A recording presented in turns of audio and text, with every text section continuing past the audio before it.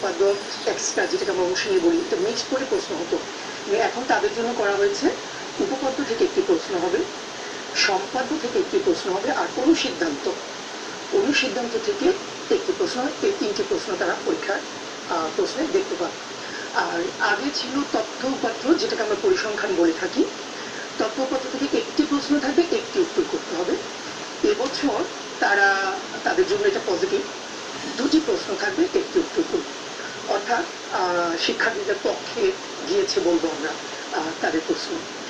আর যথারীতি যেহেতু 11টি থেকে 7টি প্রশ্ন উত্তর করতে হবে, 7 × 70, ওদিকে 100 পরিপূর্ণ করার জন্য অবজেক্টিভলি বহু নির্বাচনী প্রশ্ন পরীক্ষা, সেখানে থাকবে 30 নম্বর।